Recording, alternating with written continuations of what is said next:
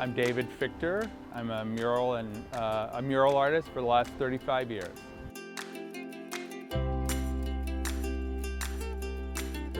I had been an artist, a fine artist, and a lot of the work that I did had a kind of a political or social bent to it. And I always felt like it wasn't really reaching much of an audience except for people that were already sort of thinking that way. And so I traveled a lot in Latin America, and I saw a lot of murals, and I was visiting some Central American countries and saw even more. This is in the late 70s, early 80s.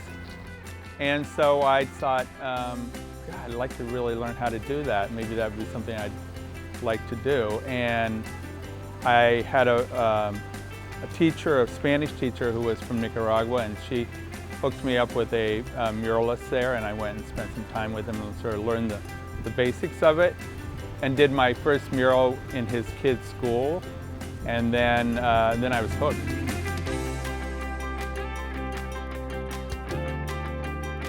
And the other thing that I have always done is I've always worked collaboratively.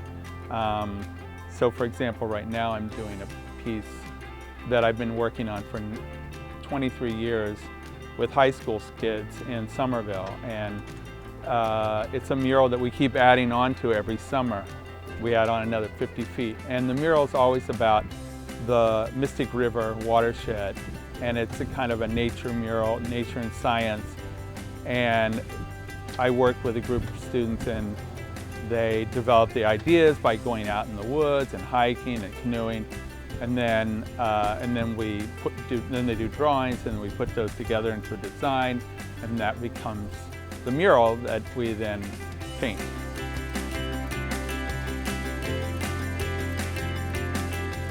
I think that the connection between art and science is really deep and important, and it's a way into science that maybe isn't the typical way that most people become scientists, but I think it's real, and it helps them to understand it.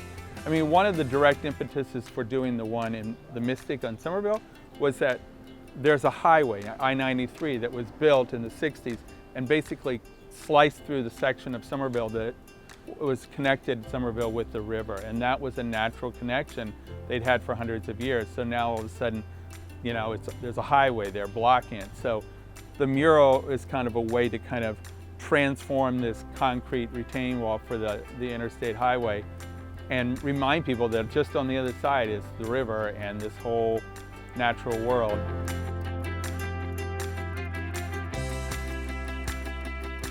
I think one of my goals is to have them experience, to take art seriously for one thing, and to see that they're taken seriously in the craft of it. We obviously value, especially in school, you know, the academic things, and traditionally we haven't sort of expressed the same concern about kids having artistic experiences, and often those are the first things that schools sort of cut out. So I feel like it's a whole nother way of learning is through art, about the world and talking about it.